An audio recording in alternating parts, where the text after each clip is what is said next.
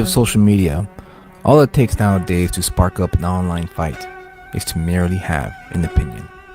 One opinion will cause many to spiral into a pit hole of anger where no one dialogues, only insults the person who has the unpopular or even the popular opinion regarding the latest trends in comic books, movies, or pulp culture.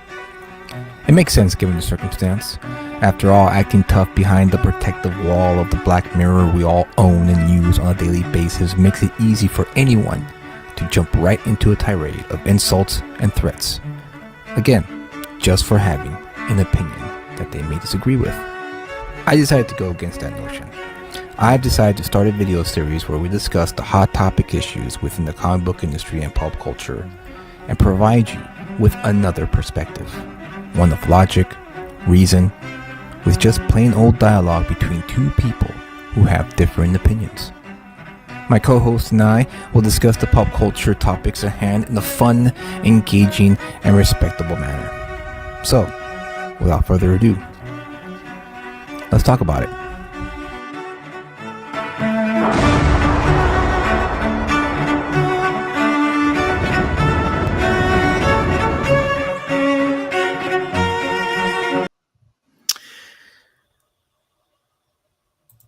Hello.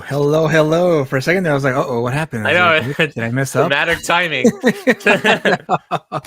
Welcome back, everyone, to Let's Talk About It. It's been a while, actually, a long while since we had the last show. Real life sometimes happens. Social media and YouTube live streaming is not real life, ladies and gentlemen. Real life is what happens. Yeah, real life is what happens when the cameras turn off. But it's all good. It wasn't anything bad. It's just, things happen and we didn't get a chance to do the show. But now we're back. Better than ever, like always. Since it's been a while, Kyle, how have you been, man? Like what anything new you picked up? Any new comics you read? Oh, just I'm getting a lot of books, man. I have to keep on I gotta keep on getting more boxes every single time because I fill up the whole box and then I get a new box. I'm like, okay, I'm gonna have room to put all this stuff in. I'm gonna plan this out. I can go and use this box for all this, and this. Yeah. And then I go and actually go into my thing. I'm like, oh, now that I have room, I can put this here, put this here, and then before I know it, what happened to all my space? I had a whole box just a minute ago that was empty, and now it's all full again. I hate that. Well, you know what? Welcome to the world of comic book reading and collecting. God. Yes. Well, now I have to figure out where to get these books somewhere because they're a little bit different size than normal comic book size. So I went to Las Vegas recently and checked out some of the shops down there. Checked out one of the new shops, which was Red Hood's Comics in Vegas. Really great, but I didn't get these books from his shop. But it's a really cool shop. I highly suggest if you go to Vegas, check out his store. He's just got the whole shop is lined with CGC books, and he's got tons of stuff. And then he also has screen worn Joker costumes from the TV show. Cool. And Jack Nicholson's screen-worn Joker costume. Nice, dude. And these are not replicas. Cool. These are actually legit, like from the... Yes, like legit certified screen-worn costume. Oh, nice, dude. That's cool. That's really cool. But I got these books from a different shop, and I saw it there, and I saw them there, and I had to get them. And they're both Treasury editions, which means they're the super large versions of comic books. But this one is one that I didn't realize was made, and they made a crossover for this. But now when I saw it, I'm like, I instantly had to have it. And that's Superman, Fantastic Four. Oh, dude, that's a blast from the past right there. Wow. Dan Jurgens and Art Thibert. Forgive me for screwing up your name.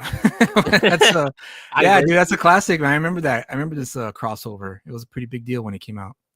And of course, Alex Ross, cover, obviously had to pick it up. Yeah, and nice, then nice. I did end up getting. They had it there. Now it's in a little rough shape, but I got it. Is one of the first DC Marvel team ups, and that is Superman. Oh, you bastard! You bastard, man! That was the genuine reaction. Ah, First printing, 676. Superman and the you know, Amazing for those watching, this book has been one of the biggest treasures that I've been looking for, and I've been trying to find this specific one because I mean, come on, the Superman Spider-Man, it's the first crossover. I mean, why not? Why not have that in my library? Kyle, I hate you. I know. I hate you, Kyle. I hate you so much. Okay, but so I got it for a good price because the reason why is the cover is detached from the book. Okay. I mean, it's still a get. I mean, I don't care. I don't care if I get it all messed up. I just want a copy of it. So, there. No, just kidding. That's the reason why I didn't tell you, because I wanted your genuine reaction on the show. I hate you, man. I really do. I really do. Well, we're gonna do something a little different this week. Typically we have a topic, but I decided to do it a little different this week because I wanted to really get to know this writer more, because I was a big fan of his book, Star Noir, and he currently has another campaign for On Indiegogo Book 3. And so, welcome everyone back to the show, Mr. Tony James. Hey, Tony. Oh, what's up? Hey, Julius, Kyle, how are you? Good to see you guys again. Yeah, good to see you again, man. How you been? How you been since the last time we hung out? Good. You know, busy. Just working on Star Noir. There's always stuff to do. I mean, it's always coming out of a fire hose. I'm either got new pages that have to be drawn or colored, or yeah, the work sort of never stops. How are you guys? I'm doing well, man. Doing well. I'm just right now hating on Kyle for getting something that I've been wanting to get for a lot of years. So yeah, I saw that. That seemed like a really big get. A huge get. It's great. I love it. Kyle. I didn't even know that they did crossovers like that. That's crazy. Oh, yeah. That was the first of its kind, you know, and I think it just made sense when they finally came to the table. I don't know who was the one who pursued it. I think it was probably Jim Shooter, maybe. I don't know the backstory behind it, but it just made sense. I mean, come on, like, why not come together for one book and have your superstar character meet our superstar character, and let's have a good time. Yeah, and you know, do something cool for the fans. And I'm sure it's still like hotcakes. I'm sure. I'm sure. Well, this says first printing on it, so I'm assuming they made a few other printings. Kyle Gang for the win. Yeah, for the win, you bastard. Yeah. I'm gonna hate you forever, Kyle. I know. Because you knew I've been looking for that book for a long time now. I know. That's what I get for wising you up to the game, but it's all right. Well, I also have the Alex Ross version that was from the Wizard magazine. Oh, right, yeah, the Wizard homage cover, right? I remember that one. That was a cool one. So Tony, what's up? I think, I was gonna say, we'll get to your campaign in a bit, but I like I said, I want to do something a little different tonight. Yeah, and I actually just wanted to talk to you, man. Get to know who you are, because the last time it was just a quick, you were part of the conversation and you chimed in on your thoughts. I forgot what the conversation was about. It's been a while. I think it was like politics in storytelling. That's right. Yeah, that's right. We somehow went an hour without talking about X-Men, which was crazy. I know, dude. It's just that, in a topic like this, like a round table almost, you need more than an hour to talk about these kind of things. You always need like more time. I wish I had more time to do this show. If I could do this show for 3 hours, that'd be great, because then we could just extend the conversation and mention X-Men. That's a whole other can of worms to open up there if we did bring up X-Men. But this time around, what I want to do is get to know you as a person behind the name behind the book. And the first question I'll ask you: morals? What's your social security number? No. Come on, none of that. Mother's maiden name. Who'd you vote for? Last election, Yeah, here's the last 3 presidents I voted for. Ready? Yeah. So I wanted to ask you right off the bat, what prompted you to want to write for comics? I think it's always kind of been a fan of it. Oh, hey, Ben, what's up, man? Hey. I think I've always been kind of a big fan. I think it started very small with just liking Garfield comics. Um, Oh, really? I did just something about like the way they wrote those. Or they still make Garfield comics, but the way they make them, the characters are just so humorous. You just always want to hang out with them, like almost like I remember like every time I finished one of those like Garfield books, I'd be a little bummed at the end of it. It was just like I was just felt like I was hanging out with this very strange crew. And then Yeah. I got the trade for the Death and Return of Superman. And I didn't know anything about that story. I just kind of read it cold, and I was just blown away at like the scope of it. And Mm. I really like something that really kind of showcases the humanity of characters. Okay. And really kind of, I don't know, kind of gives you that big scope of a story that you can really just kind of like just get comfortable in and just hang out in for a while. And the Death and Yeah. Return of Superman was really one of those. How old were you when you started reading Garfield? Maybe like seven, 8. Also 7. And then Yeah. how old were you when you discovered the Superman trade?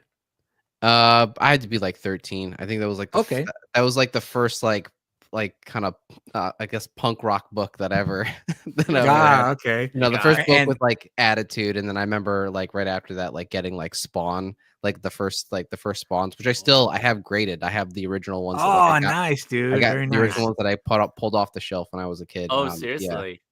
Oh, that's yeah. great. So specifically that was got- that was your first official comic book that you bought at a shop? Yeah. Oh, Yeah. that's cool, dude. That's rad. The stuff with Billy Kincaid and the way that storyline wraps Yeah. up, I was definitely too young to be looking at some of that imagery.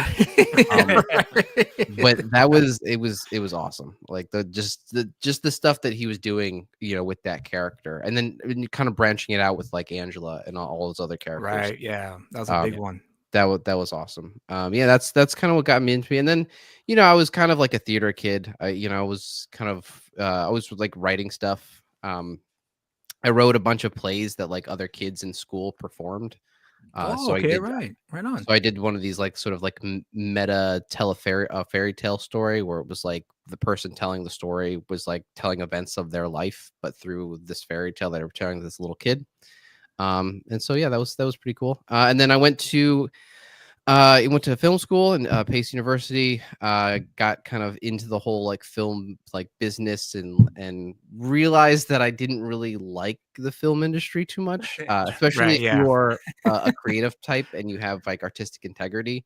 Like that is very much a business that's like, we hired you to build this specific bathroom and we want you to build it very quickly. And you can't be like, oh, but what about a gold faucet? You're like, nope, get out of here. That's not what we want. Right. Yeah. So it's a little creatively stifling. And then I kind of, as a kind of lifelong Batman fan, I would always kind of dip back into the trades. And I just was like, comics kind of it really just does let you kind of go with your imagination. You don't have to be so limited or constricted into what you would. You can really just kind of swing for the fence and just see what happens. Hey. Okay.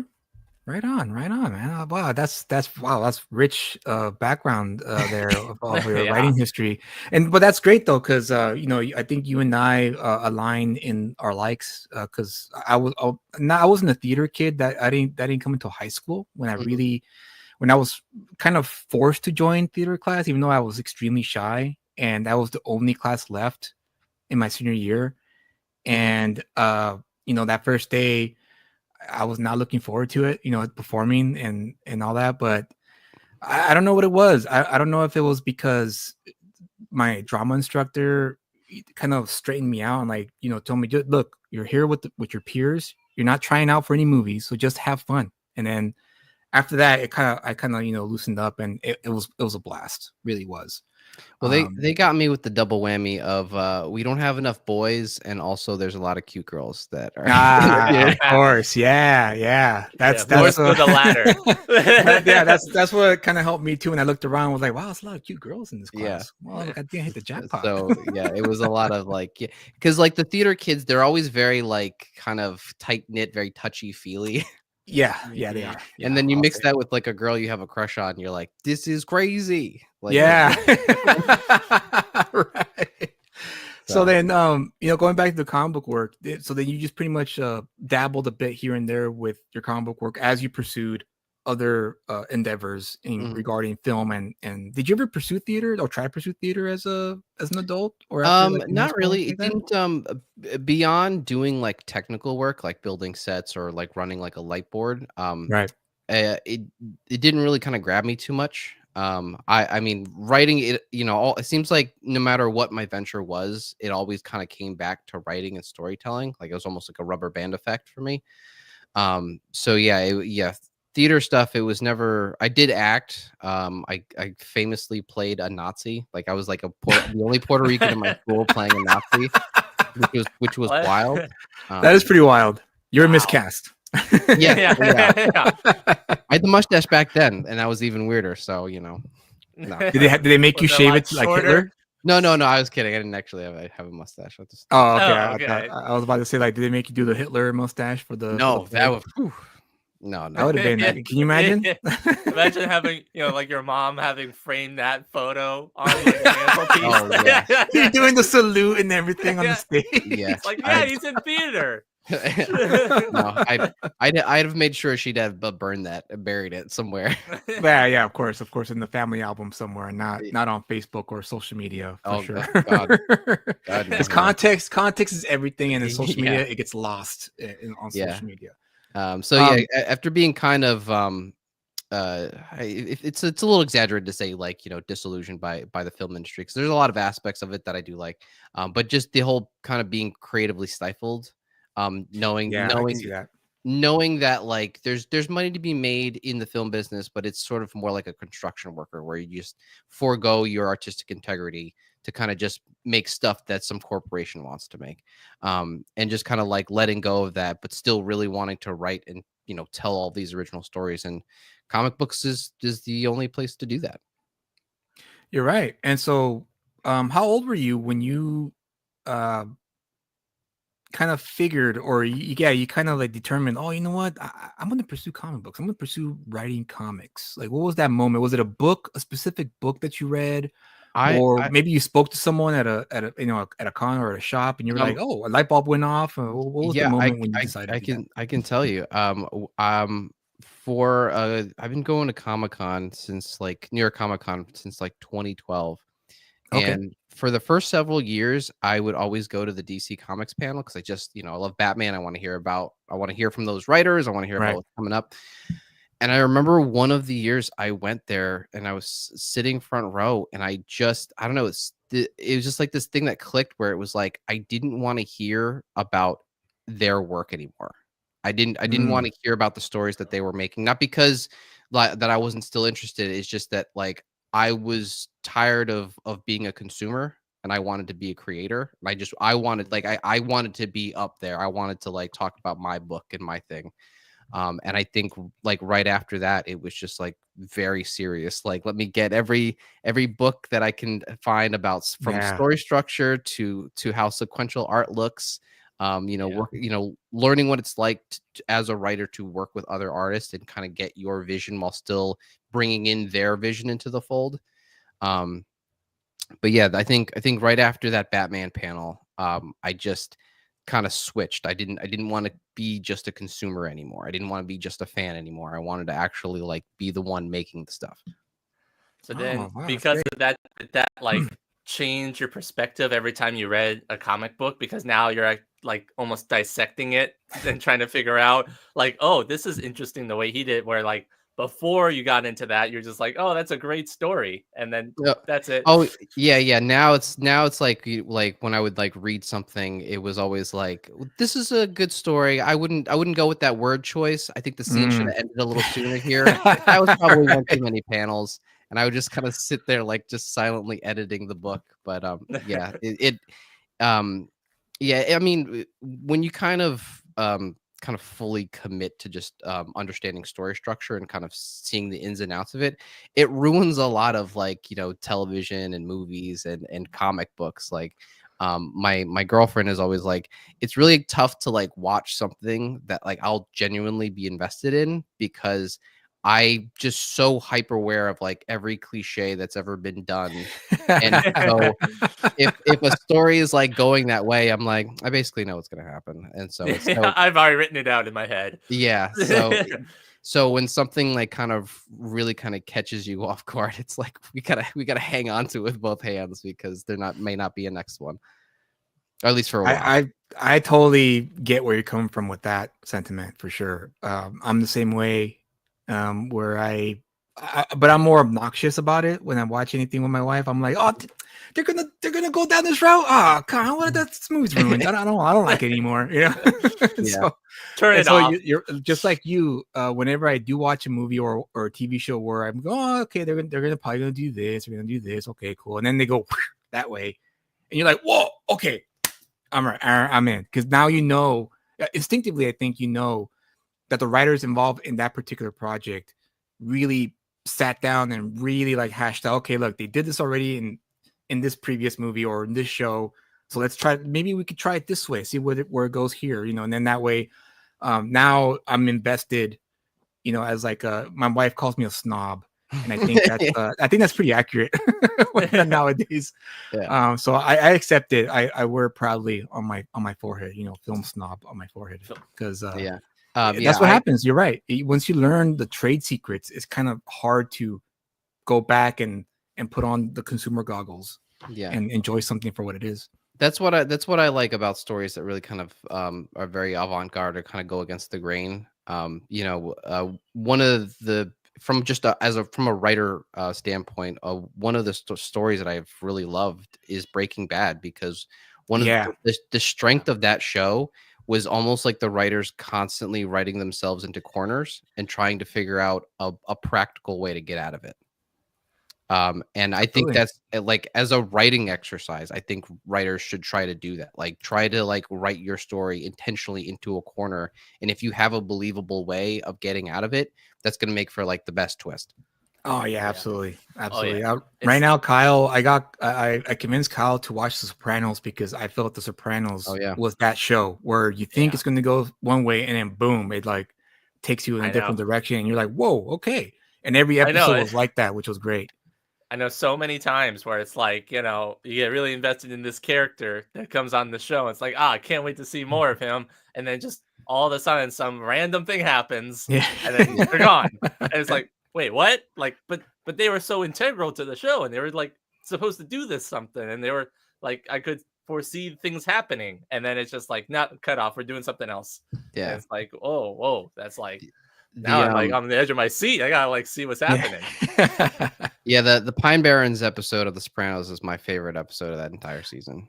I think that's everyone's favorite. It's just great comedy. Like, I don't know, they just like it's everything is just perfect. Like, if every time I like because my brother is like, he's younger and he's the one that got me into The Sopranos. Oh, okay. And that's the episode that we got to put that on. Like that, like if we're just gonna like catch up it's so funny. I don't know if you've seen that one yet, Kyle, but it's a great episode. Which one was it again? The Pine Barrens, where they both get lost in the woods. Oh, that one, yeah. I remember. And the Russian who disappeared off the face of the earth. He was an interior decorator, Tone. Yeah. I love the line of where he's like peeing on the side of the van, and he's like, we're just two assholes lost in the woods, Paulie. Like, you're not gonna pull rank on me right now. Like, we're done, dude, if we don't get help. And I thought that was pretty brilliant for the show. I mean, comics wise, I mean, I really like people like Will Eisner, Alan Moore, because they figure out how to put the humanity in the characters and make that front and center. So it really doesn't matter if you're telling the story of a New York City neighborhood during the Great Depression, or you're telling a story about a monster in a swamp. Like, they kind of figure out how to bring out the humanity of the character, and I think that's really important when you want to like elevate the story beyond just typical archetypes. Absolutely. Yeah. So when you decided to pursue comics, take us to the first experience when you went, okay, I got the story idea.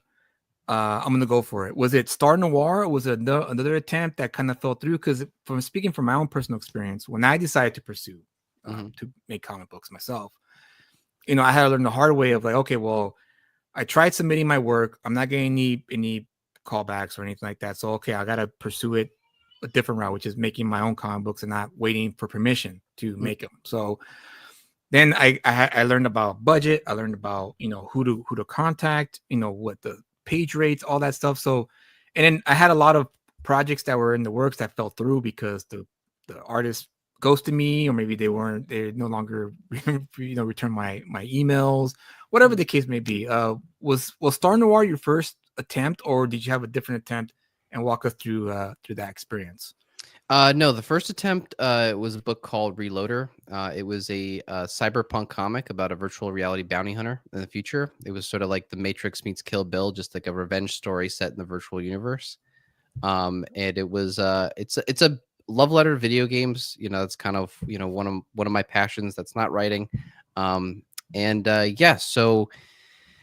I remember going through like multiple artists. I think I had like 3 before I had one that we actually like did the Kickstarter with, because it was just, you were finding artists that were either good but not serious. Like they wanted to be very casual with I'll send you some sketch maybe sometime, and I'm like, we have to kind of be like serious about this and be right yeah. Like, so just deadlines. We gotta we gotta do that. Yeah, right. Because they a couple of those early artists, they wanted to approach it very casually, like we were almost friends, and you're like, we're kind of partners on this endeavor, and we have to kind of be serious about it. So once I found an artist that was actually serious, then it was kind of trying to find the right balance between me trying to find trying to make the vision come through, but also still letting the artist be them and let them kind of design the panels and design the sequence the way that they feel works best. And what I learned in that experience is it's okay for the writer to fight for their vision. It's just that your vision has to at every turn be funneled through how the artist draws it. So if you're gonna ask for a change, you really just gotta like be focused on like what the end result is, what the experience is for reading it, and just say this vibe of this scene, this plot point is not quite coming through. Here's where I think we could do it, and then let them kind of figure out, actually, we could actually try it like this, and then we kind of find something a lot better. And after 5 years of making one 24-page comic, that's how long it took. 5 years? Yeah, it took 5 years. Wow. It took 5 years. Now, before you finish that thought, why did it take that long? The artist was very slow. I was also stubborn. I didn't want to like do like this hodgepodge, did multiple artists on this one book.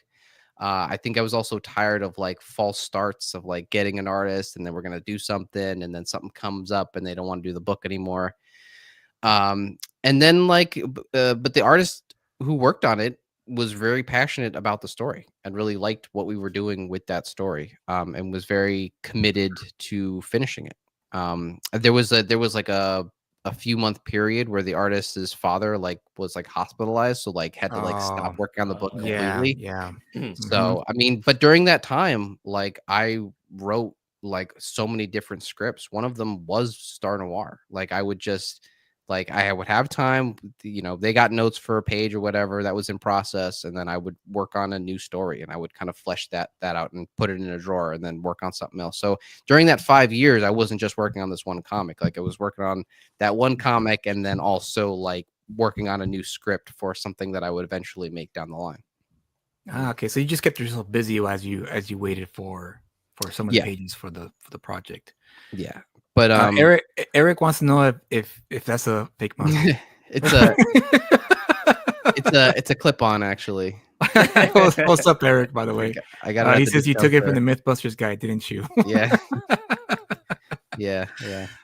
So 5 years. Again, man, that sounds very familiar. From my own personal experience, Ghetto Dragon was kind of the same deal.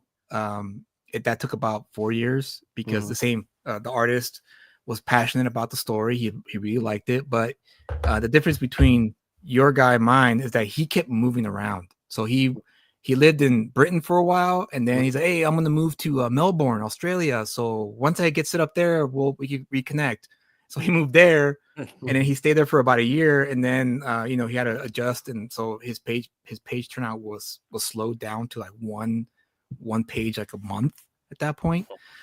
And then once he started getting back to try, like 2 pages, 3 pages, he's like, "Hey man, I'm sorry, man, but now I'm gonna move to Sweden. So I gotta Oh, go boy. sit up over there and like set up, and also we'll reconnect then." And so it again, it's just one of those things where you stick with them because you consistency is important to us, right, Tony? I Yeah. think it's safe to say, like Mhm.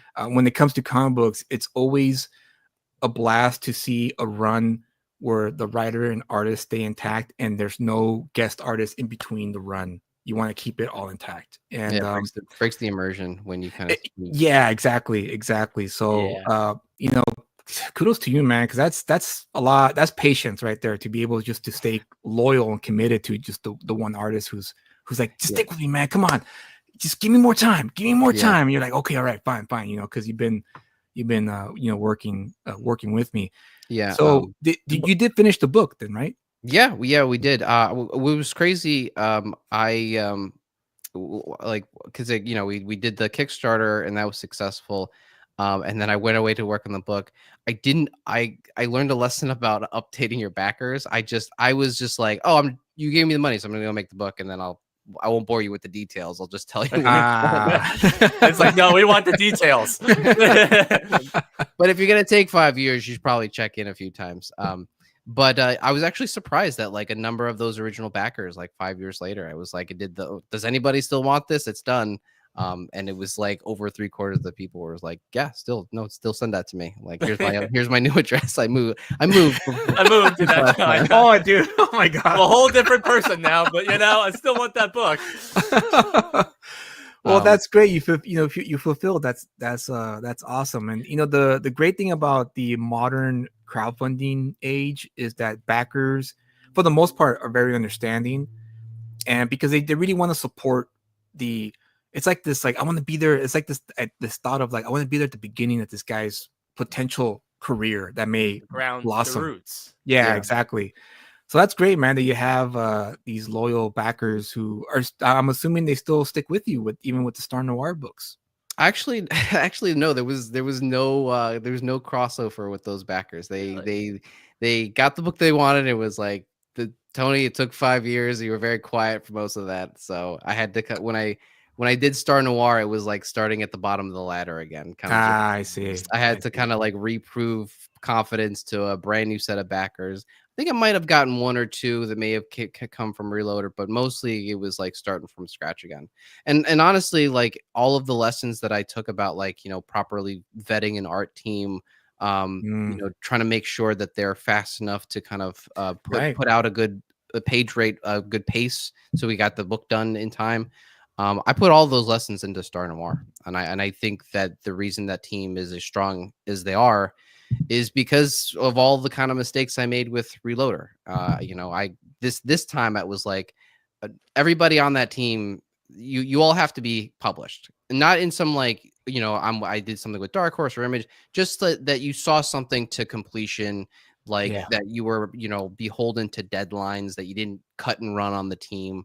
You understand the process a little. Yeah, so I think that's why Star Noir is kind of a much stronger book and a more well-oiled machine to get out, is because those are 3 serious artists.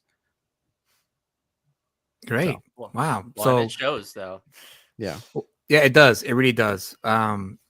So wow, that's a hell of a story there. It's almost like you and I have the kind of similar experiences of trial and error, and that's on the one side, it'd be nice if we had some support, marketing, promoting, that kind of deal. But at the same time, it's kind of you tend to kind of like Goku in Dragon Ball Z. You get beaten down and then you heal and you come back twice as strong for the next fight. And I think that's what's gonna this coming year is what's really going to separate, a lot of the, I guess the quote unquote hobbyists, who want to do this comic book for fun. Hey, I'm going to raise this funds for this, to produce this comic book, to the real artists who really want to have a long standing, writing career, making comics, especially crowdfunding and aftermarkets too, because that's also a big thing. So Yeah. after reload, oh, I'm sorry. Go ahead. No, I was just say, like, the serious creators that, the ones that I feel like are gonna write the Spider-Mans and the X-Men in the 10 years from now. They a lot of them are really under the radar. I mean, I think marketing is very difficult for them. I think I got a year and a half ago, I caused a minor kerfuffle because I put this thought experiment on Twitter, where I was like, all right, if you just take Alan Moore, right? You strip him of all of his celebrity. He's just Alan Moore. And he's got this book called From Hell. Because From Hell is Eddie Campbell's book. It's in black and white. At a first glance, you go, oh, the art or the artistry is very amateurish, but it's not. There's like as you kind of examine that book, you see that there's a method to everything. Yeah. And I said, if he's not famous and this is just the book they're putting on crowdfunding, this would struggle to get 5K, and it's probably not a project we love. And I just think that that's kind of the state of indie comics, like the crowdfunder. It's like the next Alan Moore is not just sitting there going like, I don't know what to do with all this money. It's like they're struggling to get that extra 1 to 2K, like, so they can get the book just made. So yeah, it's tough for the very serious storytellers to kind of get noticed. No, absolutely. And I think me personally, my approach is to try to do a little bit of both. Like Steven Spielberg wouldn't have been able to do Schindler's List without the success of Jaws and Jurassic Park, which are mainstream, purely entertainment popcorn movies for the most part. And the same thing with Indiana Jones as well, and without the successes of those movies, then the serious movie like a Schindler's List wouldn't have been greenlit, because they're like, you're right. If Spielberg wasn't Spielberg and he came to a studio with Schindler's List, they would be like, no, dude, what? No one wants to see that. That's depressing. But it's because of the brand name that came with them that it was able to do that. So my approach is to try to do the entertainment stuff, and then hopefully be able to funnel some of the whatever success I may get to the more serious stuff that I do have in the back burner, sitting in my hard drive, my external hard drive that I have stored away. It's just a matter of how you approach it, I think, in my opinion. So you did Reloader, and then after Reloader, that's when you decided to go for Star Noir. Yeah, it was sort of a last ditch effort for me with. Oh, I know. Yeah, before we move on to that, I want to say that I did see that post. I did see that tweet. I remember reading it, and I remember going like, yeah, actually, that's pretty right on the money. I think that's pretty accurate. I think that's like right there. Well, and and I just scroll, and I kept scrolling. I was like, okay, cool, and I just kept scrolling, and then like a day later, I saw the retweets, and I was like, whoa, what happened? It's the best tweet. I don't think I'll ever top that tweet. I don't think I've tried others since then. Other thought experiments, they didn't quite hit. I think what's funny though is that the people that didn't that didn't agree with that, they like, I don't know, they made it seem like I was trying to say that I was Alan Moore, which was weird. Because the thought experiment is more of a critique about Kickstarter not giving visibility to like just truly great books. Because that algorithm feeds you legacy creators and porn before it'll show you like a From Hell that you're like, whoa, this is just a great idea, well executed. I mean, that's sort of the reason why I sort of stay away from like sharing opinions on Twitter. It's just I'm getting tired of having my words twisted around. You say a thing, some people get it to let you know that like, okay, well, I didn't say it in a crazy way. But then there are some loud voices that kind of like make it something that it's completely not. And trying to explain that is it's very exhausting. And so you kind of go like, all right, well, that's what. Yeah. I'll just my Alan Moore tweet. That's my Twitter legacy. And also to ended on a high note, you know. Yeah. yeah, yeah, exactly. It's you know, I'm out of here. I'm Yeah. gonna be like Rocky Marciano and Yeah. retire undefeated. Yeah. You know, and I guess to play devil's advocate a bit, you know, at this point, you all should have an idea that numbers things always get pushed out when the most amount of clicks and eyes are on it, and that's just always the name of the game, right? Like I hate Fast and the Furious, but the Mhm. reason why there's 6 movies is because people keep going and paying to watch it. 10. There's And 10. that's There's 10. 10 of 10. them. Okay, 10. well, thank you. See, I don't know, and I don't care. But at least it's understandable. I understand why.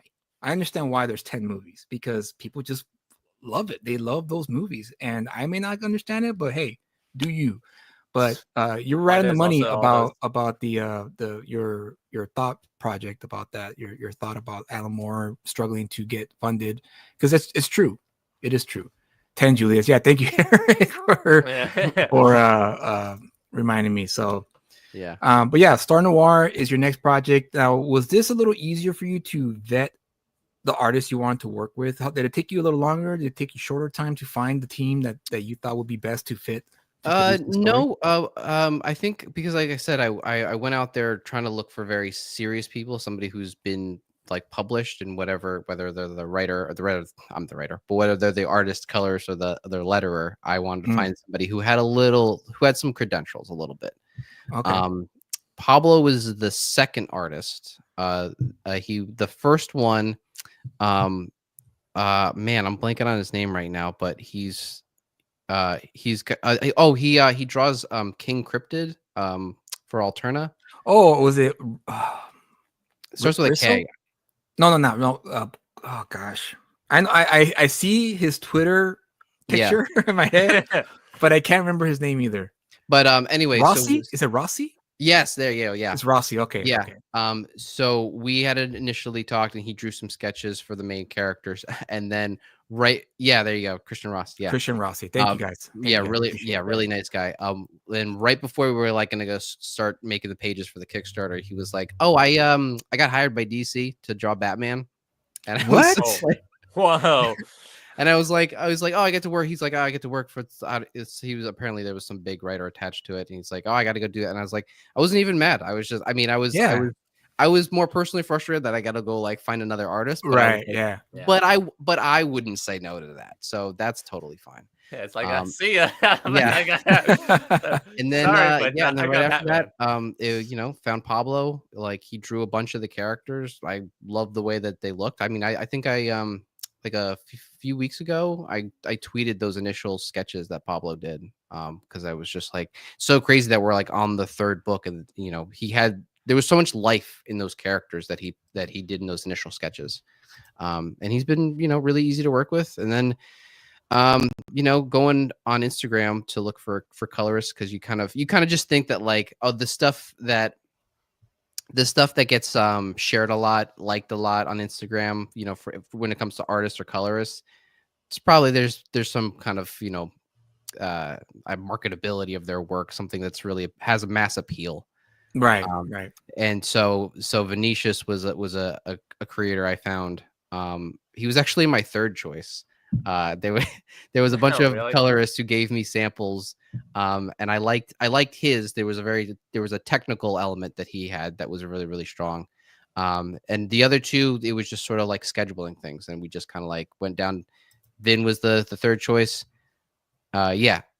Although sometimes, Ben, I do think about what Christian's work would have looked like, because it did look it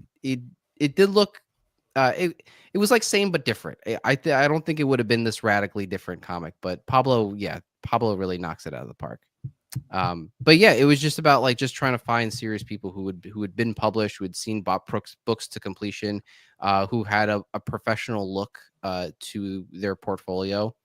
And they've been very easy to work with ever since.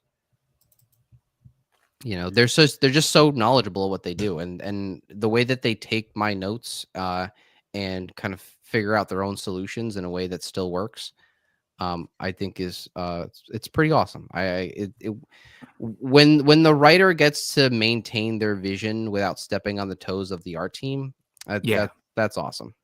Yeah, it really does create a great synergy with amongst everyone. Everyone's on the same page and they're all feeding off each other as opposed to clashing with Yeah. one another. Oh, we were just we're actually we working on the other pages of this scene right here. So this is the one we did for the Kickstarter for book 3, and I was just signing off on pencils for the other pages in this very scene. So Nice. This is Oh, great. This is a really? great page. This is, Yeah. I really love the work here. yeah, it's where Alan and Ellis are two main detectives. They meet Orson Welles on the back lot of Republic Pictures, where they're Ah, filming the Cool. movie Macbeth, which came out in 1948. In his introduction, a few pages before we actually get to talk to him, we're actually on the set of Macbeth. Like I dug up a bunch of behind the scenes, oh, set that's cool. images. That's Oh, cool. really? Yeah, loaded up into a big folder, sent it to Pablo, and it was just crazy the way that Pablo was able to take little aspects from the set and work it into the scene. Where it's like if you recognize any of the imagery, like the giant cross or the witches or the or the big curvature castle, you get to see all of that, and it's sort of like That's cool, dude. Oh, so that's if you're like rad. a film buff, that's like an added detail for you. I'm like giddy about it because I'm a Yeah. huge Orson Welles fan, and he's his work has always his work was the first cinematic work where I was like, oh, this is cinema. I get it now. It's not just popcorn movies. It could be serious. It could be artistic and also entertaining at the same time. And yeah, Orson Welles. It's cool that you have Orson Welles make an appearance in your book. Is that something you're gonna do going forward with these books? I know last time we spoke, you said you had like 10 books planned, right? Was it something like that? Well, there's 6 books in this murder mystery, and then there's like a New York like noir story. I Okay. think, yeah, that one's late. That one's like late 1800s. Just trying to just go like the original subway stations. All this Oh, big okay, all Okay, cool. speakeasies. cool. Yeah.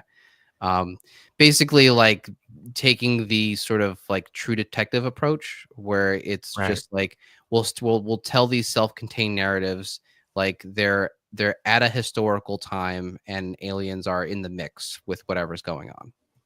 Cool. Very cool. Yeah. So Did this you one's ever? go ahead. Oh, sorry. I was gonna say, have you ever thought about doing, any crossovers with any other people, or like, like what Julius is, thinking about with like making a whole expanded universe with other different either creators, or like do different, not just aliens, but say like other like vampires or and all that type of stuff, or is that just sort of like down the line you're thinking about? Yeah, maybe. I mean, I'm a little like Superman in that I work alone. Mm. So but I do have an idea of doing an anthology like somewhere down the line of that set in Star Noir to kind of like take a few writers and just to tell a short noir story with aliens, and just kind of set it in this world. Okay, cool. Yeah.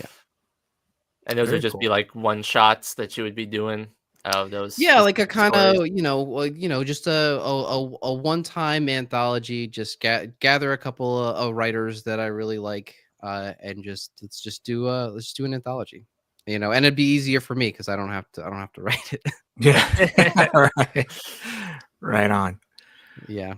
So Star Noir, what was the seed that inspired this story? Was it a combination of a few things you loved, or was it maybe you saw a UFO outside your window and it prompted you the idea? Like what was it that made you want to write this particular story after your first one, Reloader?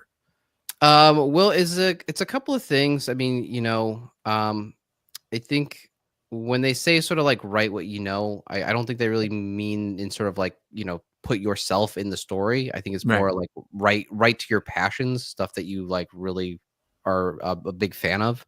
And for me, I love like old 1940s movies. The movie Detour. If you wanna look at something that's like a 1940s like idiom machine where they're just hitting all these fast one-liners at you, Detour is great and has Okay, it cool. has really funny performances in it. so movies like that, and growing up watching the X-Files, and just kind of being like like scared of like the kind of haunting nature that they went about showing you UFOs.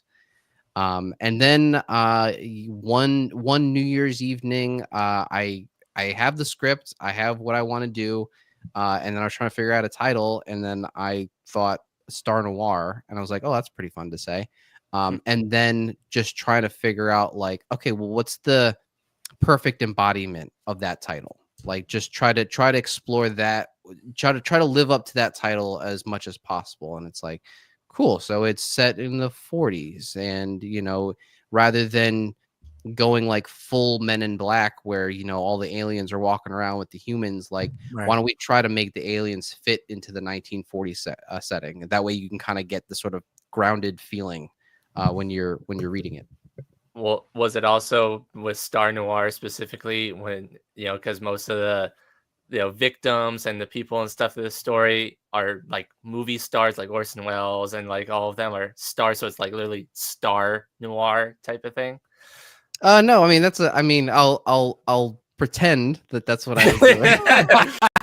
You should just be like, yeah, of course, Yeah, of course. of course. I was giving you an easy, gives you in there. Actually, the Orson all Welles, planned out. the Orson Welles being in the story, I was inspired by the second Assassin's Creed game that came back out in the 2000s, and they had a cameo by Leonardo da Vinci. They were in Italy during the Renaissance, and then there was just one mission where you're like, oh, this Leonardo da Vinci, and he wants you to help him with this flying machine. And you're like, that's so cool the way you're doing this like big fantasy thing, but like you found a way to like bake in somebody from history. So I thought it would be fun to do that with somebody from history for this 1940 setting.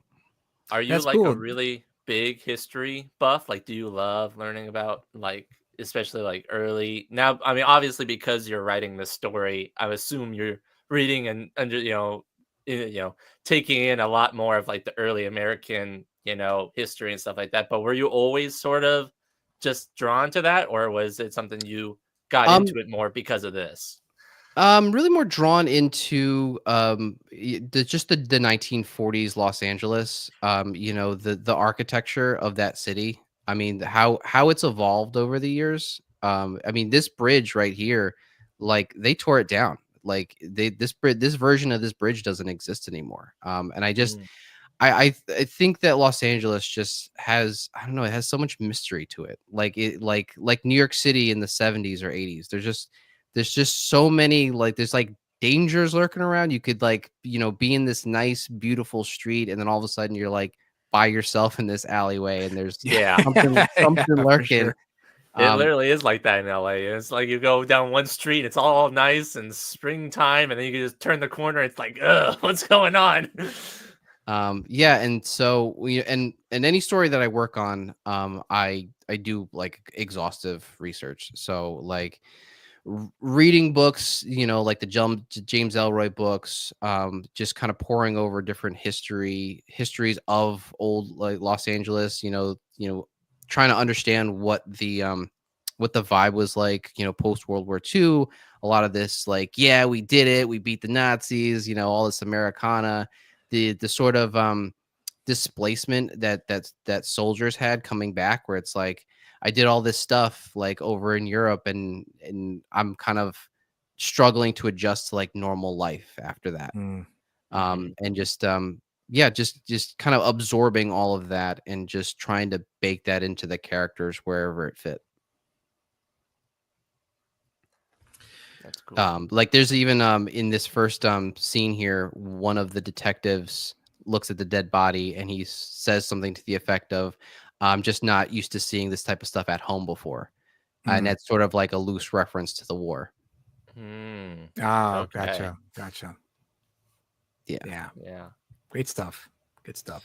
Now, how long does it take you to develop something from idea to final form? Does it take you, depending on how much time you put in? Is it days, weeks, months? Walk us down that process.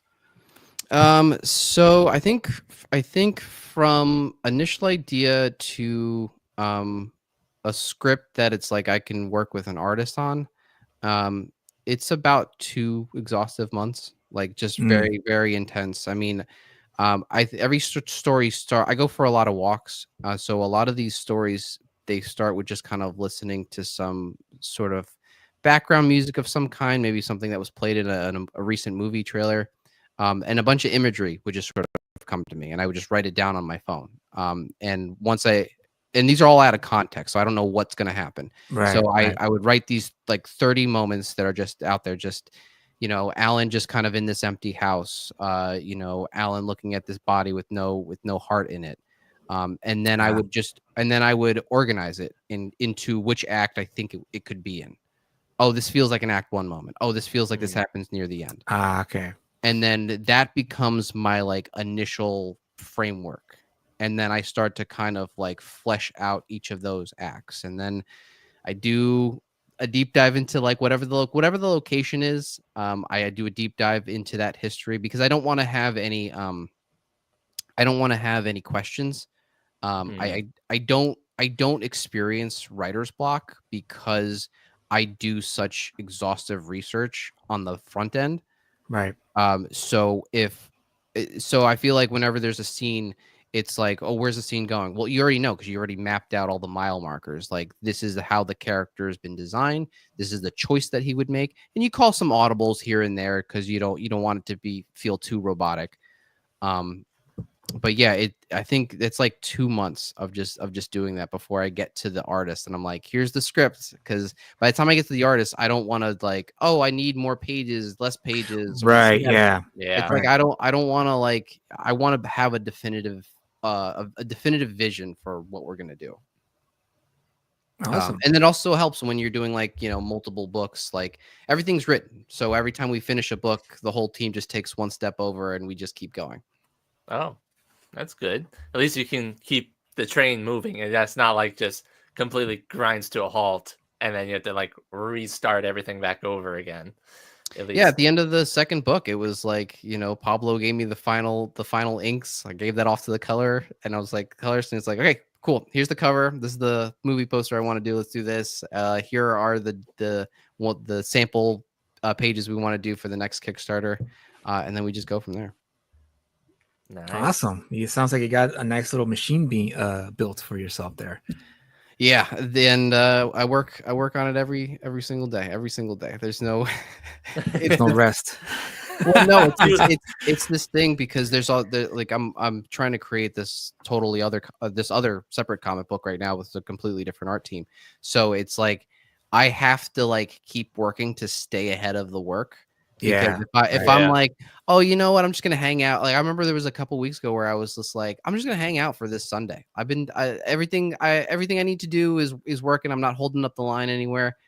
And that came back to bite me like the following weekend because I was like so overwhelmed with work, and it's like, why you can't skip them? Shame on you for enjoying yourself. It's the drive, man. The drive to want to tell our stories, to express ourselves artistically, and that's important to have. If you're a writer like you and I, you and I don't draw too well. We have to rely on our writing abilities to convey the imagery that we have in our head to the artist, so that way they can interpret it the way, hopefully get it close to what we see here, but we know that that's not going to be the case because the artist is going to read it and be like, oh, I'm gonna try this instead, because this feels right for me. And for me, it's all about beats, story beats, and making sure they hit the beats. Yeah. So I don't care what they decide to do in terms of like angles and whatnot. I just care about facial expressions, if they're correct, so they can match what the word balloons are going to have or be on the page,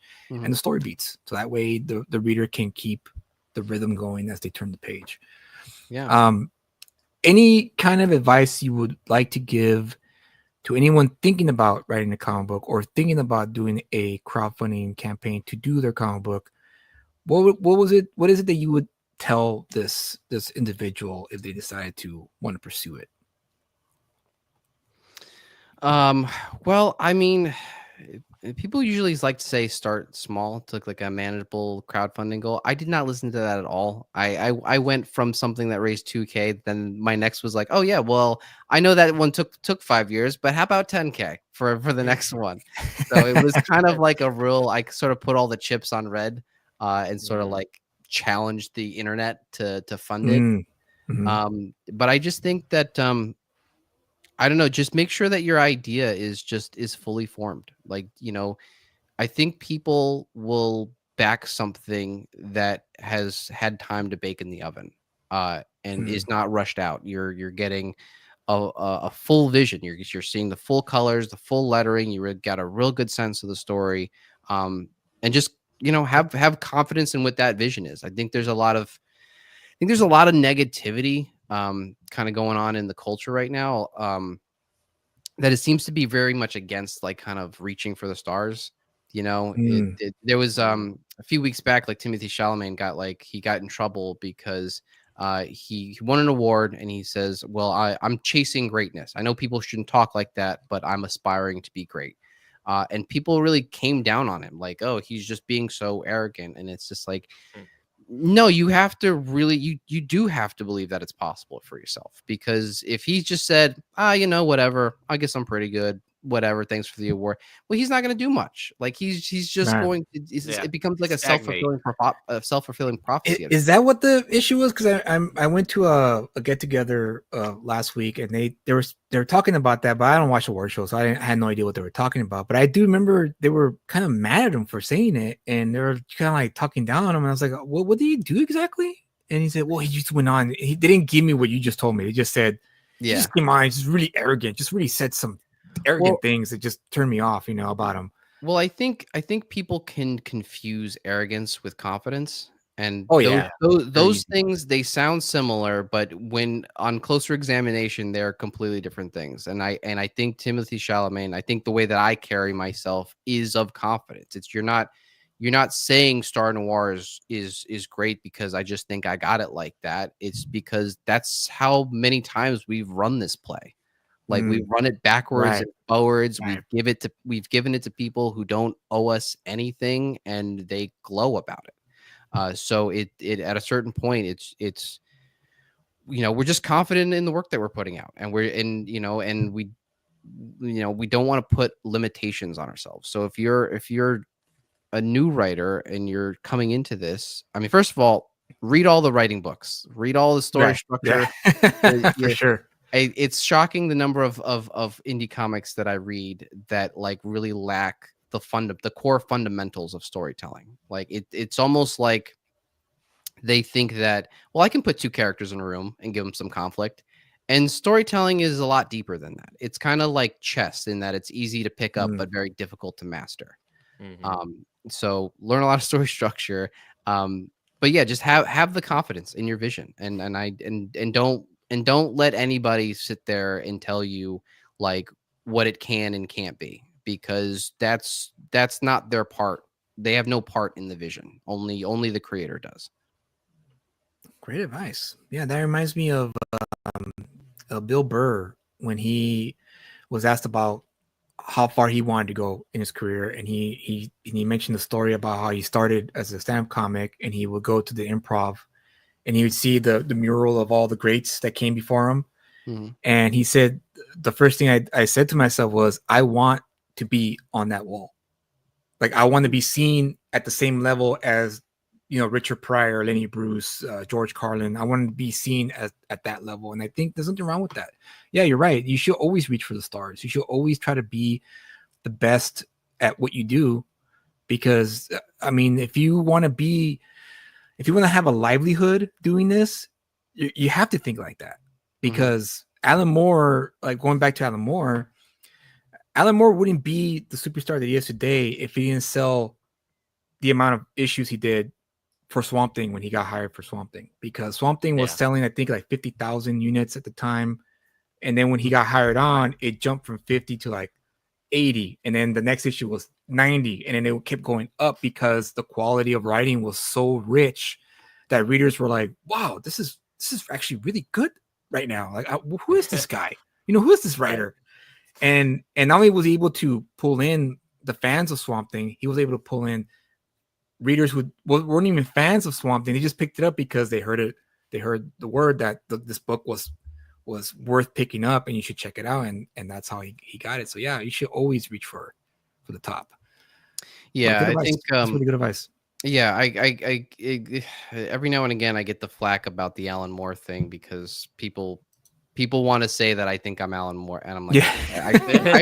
I really don't. Like, you know, I study Will Eisner, I study Alan Moore. Like, I'm trying to be at their level. Yeah. Like, Yeah. it's not even really on me to say whether I ever achieve that. I just aspire, and I put the work in to try to be at their level. You know, it's over time, it's for the people to decide how close I got. Well said. You know? So, Kyle, you have anything last? Because well, first of all, before you do that, I just want to let everyone know that we're only going for an hour today because I have to do some errands. I have to run some errands, so I have to get off now, which is why I, ended it with that last question. gotcha. But Kyle, do you have any other thoughts or questions for Tony before we? Well, I was gonna, since you were talking to him about all of the like technical and stuff like that, I thought I'd talk to you about just rapid fire nerd stuff. All right. So you said that you said Batman was, really good. Or who's your guy? Who's the guy that you always wanted to collect and that you like always read every single issue that you could? Like for me, Green Lantern was always one. Like I got like 3 long boxes here of just Green Lantern books. Who was your guy? Me and line.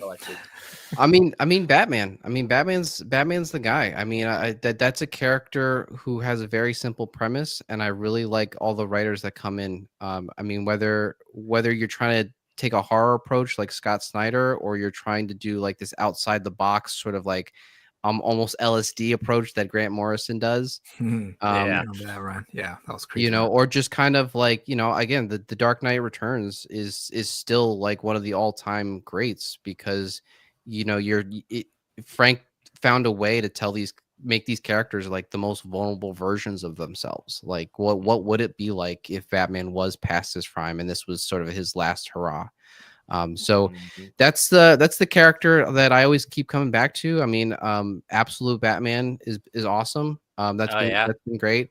The Nick Dragotta, he took a step away from like book 3. That was weird. It was like, we were like he has this like incredible art style, and then all of a sudden he's not on the book. And but then there's the other one right here, Batman Dark Patterns.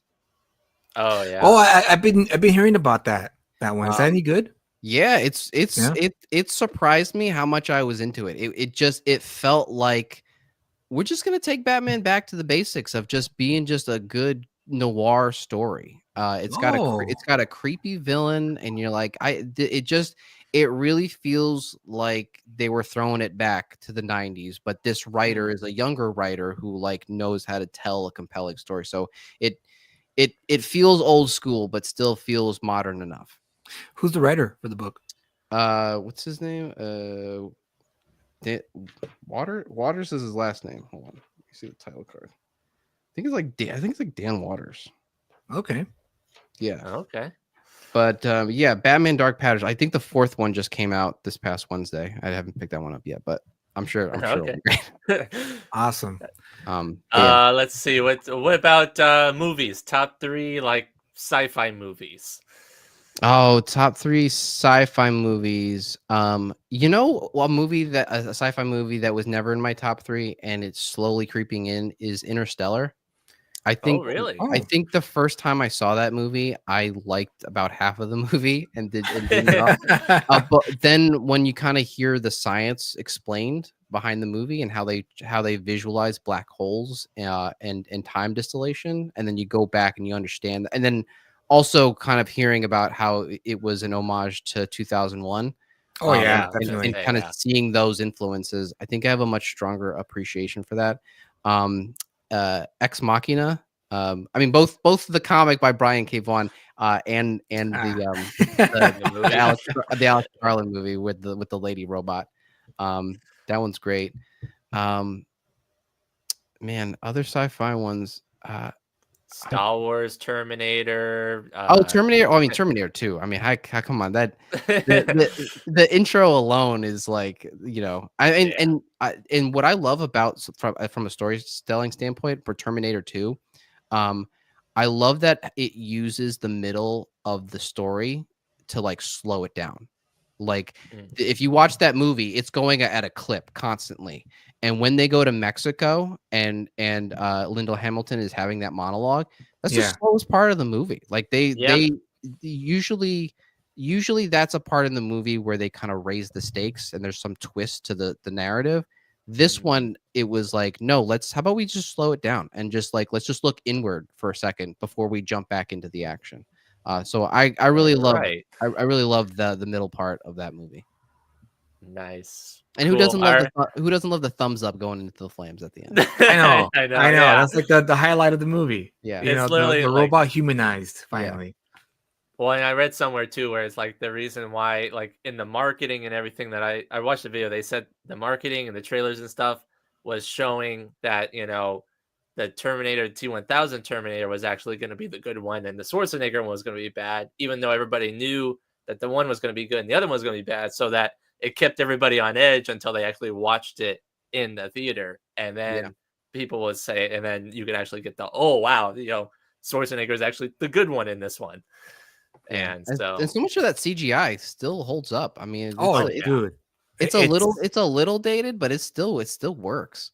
Yeah, absolutely. and you can get by because it's a sci-fi movie, and so it's like, well, maybe that's just how it will look maybe in the future, But what about if you go to conventions and stuff like that, who's the creator or artist that you like geek over that you like have to like bucket list go and meet? Sean Gordon Murphy. Oh, really? The way he's very down to earth, and the way he draws Batman, his art style, he did a recreation of the Final Fantasy 17 cover. He just drew it himself in his style. It looks incredible. Just I love that he's such a massive celebrity, but he's cool. Like, and that's that's what I like about him. I had the pleasure of meeting him at in Dallas, and he's exactly what you say. Very humble, very down to earth. He was like one of the only vendors and like artists that would like actually sign your books for free and, and not charge you. And it's like, wow, that's like unheard of. Yeah, nowadays it is. Yeah. Yeah, I've like multiple of his prints that I still have to hang up on my wall somewhere. But because every time I go there, it's like he's drawn a new Batman piece, and it's very dynamic. Like the one I have is like Batman standing on a rooftop, like looking at the busy Gotham City below, and it's all really detailed, and the coloring is great. But yeah, Sean Gordon Murphy is the one that I definitely want to check out. And then I also, Artist Alley is I'm really like, I keep my mind open when it comes to artists or other creators. I found a few years ago, I was at a convention and somebody did like a found footage story as a comic book, but they made it like rectangular. So it kind of like it, and when you flip through it, it had like the tracking effects, and it actually came in like a VHS box. Wow, cool. Yeah, that's pretty cool. And I really loved that idea. Like that's what I'm talking about. Like having like a fully realized vision like that. It told me everything. Like I didn't have to be sold on it because I knew that creator like made sure that had enough time to bake and be a fully formed idea. Nice. And then I guess lastly, what's your comic book grail that like in the future you're gonna eventually possibly have that, or maybe you win the lottery and then you'll get that book? But what's the one that like that I buy or I get to write? No, like ooh. Well, both. Good. We'll do both. The one that you buy and then the one that you'll write. In the same vein of me wanting that Superman Spider-Man book. Yeah. I'd like to have an original version of the Batman RIP, the Grant Morrison. Really? If I could find like either that or one of the books from The Dark Knight Returns. Preferably the one where he fights Superman. I'd like to have that one. Oh yeah. That'd be a great one to have. And And I mean, you can kind of guess the answer to the other one at this point. But yeah, I think Batman is it's a long-term bucket list for me. I mean, the story, I already wrote that story. Like I would go and write nice. I would go and write other stories, other creator own stuff that I want to do, but then I would start thinking about this one Batman story, and I'm like, why don't they make this? This is a great idea for Batman, for this. You know, it's a story about revisionism. And I think the character is really compelling, and what happens with the team in it is very compelling. But you know, it's something that just sits in the drawer. It just sits in the drawer. And if, you know, Star Noir goes well, these other books go well, I build myself up. Maybe some down the line I get to go like, hey, maybe what about this story? I mean, they got Scott Snyder already DMing me, so I'm off to a good start. Yeah. Oh yeah, Yeah. there you go. There Yeah, you get one foot in the door, and never know what's gonna happen. Yeah, so we'll see. Cool. All right. Mhm. Well, that's most of the questions I had. I could keep on going, but I know Yeah, you no, gotta but get yeah, going. we gotta We cut could, it I short. mean, we could, if you had the time, we could definitely do like 3 hours of this.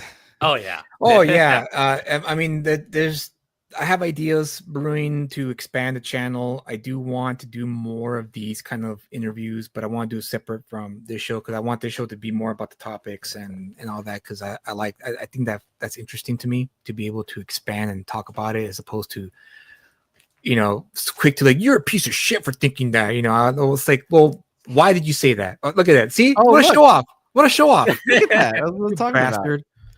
With Frank Miller and Klaus Janson. He got signed by both Frank Miller and Klaus Janson. Wow. And it's 9.4. That's not too shabby. Yeah. Not too I shabby. I got Nope, number nope. 1. That's a 9.8 signed by both of them. Show off. I know. I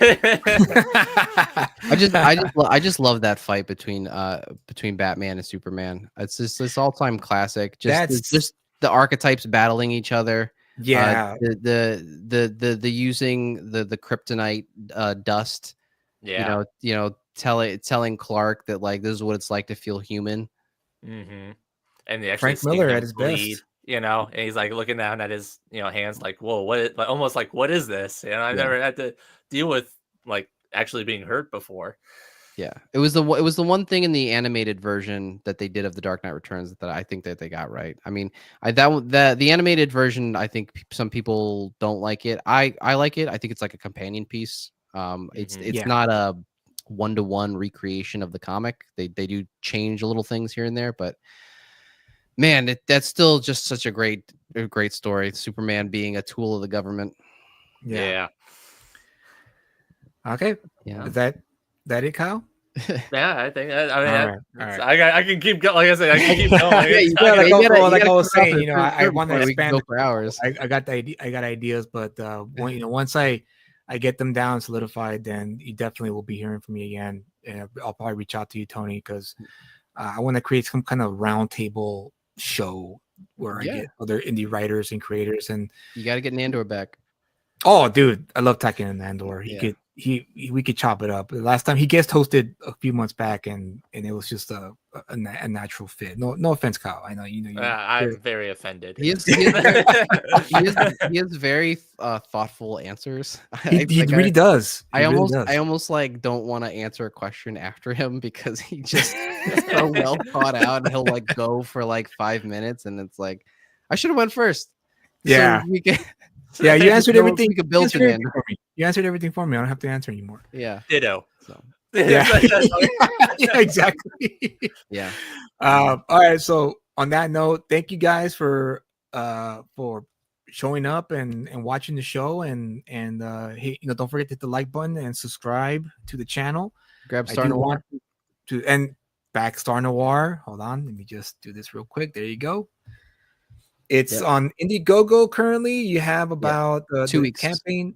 It's 2 weeks. 2 weeks. 2 weeks left we on go. the second chance. Yeah. 2 weeks left in the second chance. I'm sorry. Go ahead. Go ahead. And the sixth extinction. If you're a new reader, that's the catch up tier. Oh, let me look at that. Give me a second. Yeah, it's Is it at the bottom or is it in the middle? yeah. Just keep it. You're almost there. One more. There Right you go. there. There you There go. you go. Bam. Oh, there you go. Catch up. Okay, Catch cool. up by backing 1 through 3 here. Nice. Yeah, and then you're all like the other books, you get brought into the fold with the Kickstarter people, so everything is fulfilled at the same time. Nice. So All right. Cool. Yep. So Backstar Noir by Tony James. It really is a fantastic story. Kyle and I did review it on our show months back, and it was a pleasant surprise because, as you mentioned earlier, Tony, there's a lot of indie books are kind of like, what the hell am I reading here? Like, what? I paid $30 for this, and I'm getting this level of Yeah. quality. Yeah. But this was a pleasant surprise when I first read it, and when we read it and we reviewed it. It was just finally a book. An indie book at that, a crowdfunded indie book that actually had high quality, writing, art, and the whole package was just top notch in my opinion. I really, I said it then, I'll say it now. It's a book that deserves to be published by Image or Dark Horse or those two, any other publisher that's out there, because it really is of high quality. So kudos, cool, great job. Yeah. Really like that Definitely. you enjoyed it. Yeah, I remember making the first book, and I didn't really realize how much of an impact it was having until everybody started kind of like freaking out around me, and you're like, okay, well, this wasn't the reaction from Reloader. It made it feel like it was more lightning in a bottle, which what Star Noir is, I think. Yeah. Felt more real, more, Mm-hmm. Yeah, and at conventions, people would buy the book and then come back like 45 minutes later and ask me to sign it, and I was like, "Oh, okay, all right, this yeah, definitely seeing something in here." You should have charged him $10 for the I was signature. gonna say charge them now. No, I would tell them I'm not famous, so I just sign it, no problem. Yeah. Awesome. All right, well, guys, again, thank you again for joining us. We'll see you on the next one. Typically, I always try to find the video to show you to end off the show, but I couldn't find anything this week. I was just way too busy. So I'm just gonna end the stream. So peace. Have a great weekend. Stay safe out there. Late.